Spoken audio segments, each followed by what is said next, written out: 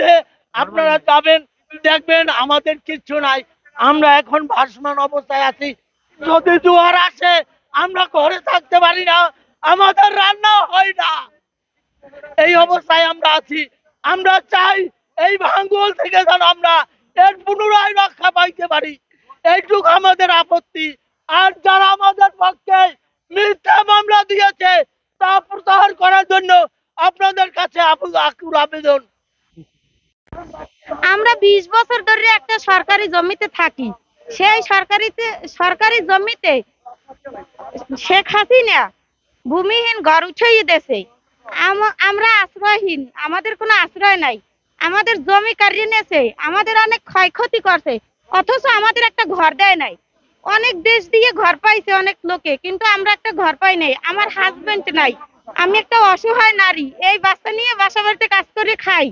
কিন্তু এই জায়গায় আছি বর্তমানে, আমাদের মামলায় দিয়েছে, সেই মামলার আজরে দিতে আইছি মিথ্যে মামলা। আমাদের বাসা হইলে ওপার লাকুর। কালিকাবাড়ি স্থানের যে আমার যে বয়স, আমার এই 44 বছর বয়স, তাতে আমি আমার চোখে দেখেছি যে 6টি বেড়িবাঁধ ভেঙে নদীগর্ভে বিলীন হয়ে গেছে। এখন 7 নম্বর বেড়িবাঁধ চলে, সেটাও ভেঙে দেওয়ার পথে।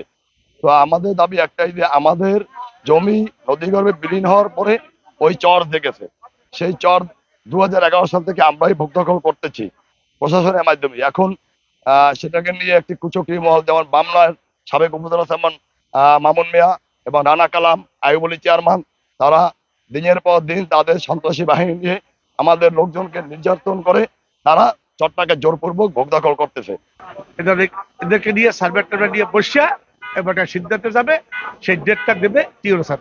স্যারে আমাকে আশ্বস্ত করছে যে 2 উপজেলার 2 টিওনো, 2 এসিলেন্ট, 2 উপজেলার 2 ওসি এবং বরগুনার এসপি স্যারে এবং ডিসি স্যারের সহ ডিসি অফিসে যত নেতৃবৃন্দরা আছে, এডিসি, রেভিনিউ, এডিএম স্যারে সবাই বইয়া বামনা এবং বেতাগি যাতে কোনো কেস মামলা না থাকে, মিথ্যে মামলা দিয়ে হয়রানি না করতে পারে, কোনো খুন জখম না হয়, এই বলে ডিসি স্যার আশ্বস্ত করছে। এটা বলছে যে বামনা এবং বেতাগি 2 উপজেলার ইউনো একটা টাইম নির্ধারণ করিয়ে দেবে, এই টাইমে সিদ্ধান্ত দিয়ে বসা হইবে 16 ডিসেম্বরের পরে।